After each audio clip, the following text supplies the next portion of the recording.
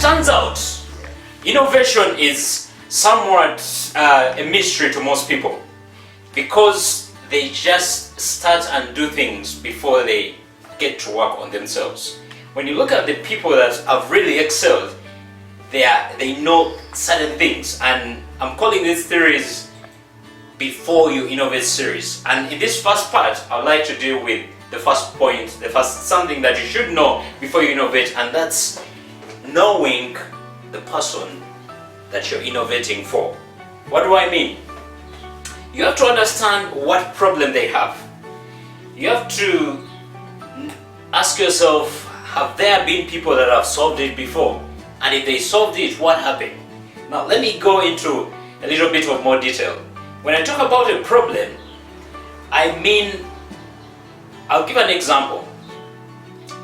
Case in point, a chain restaurant in the US is innovating, and they have a milkshake that they want to increase. I mean, they want to increase on the number of sales and number of units that they are selling, but they don't know how to. So they do what everyone does. They get a focus group, give these guys milkshakes to drink, and then as it turns out, the sales don't increase.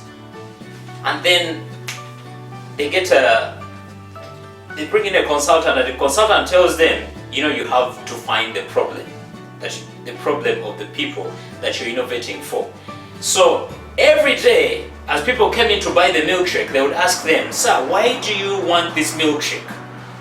And they were so surprised.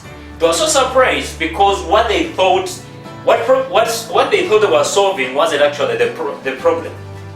Most people would tell them, I work 10 kilometers away, and when I get this milkshake, it helps me sip onto it so that when I get to my desk, I have to do a lot of work without standing up and going back and forth and going back and forth.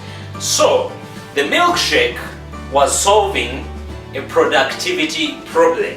It wasn't necessarily solving a nutrition problem, and this helped them so much to package that milkshake and make it thicker for the kind of client that they were innovating for.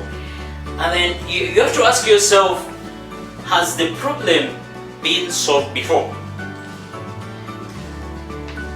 Another example is, think about Facebook. When Facebook came into existence, it was a site for people that love to share pictures and love to have real-time communication.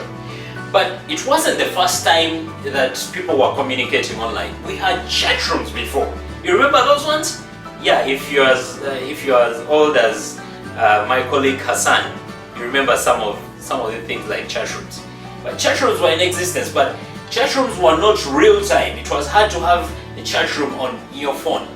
And so when guys came up with Facebook, they had to ask themselves, okay, what was the problem with chat rooms? Number one, they were too heavy, you couldn't have it on your phone. So they created an app that was easy, something that you could have on your phone and something that you could use.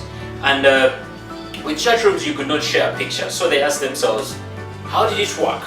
The chat room came in, but you would only chat with people that you don't see. Yes, you'd have a private chat, but that wasn't enough. So when Facebook comes on, they had to ask themselves this question. And then they created an app where you can share your photos and communicate in real time, and it's very, very tiny. So before you innovate, understand your customer. What problem are you solving? Has that problem been solved before?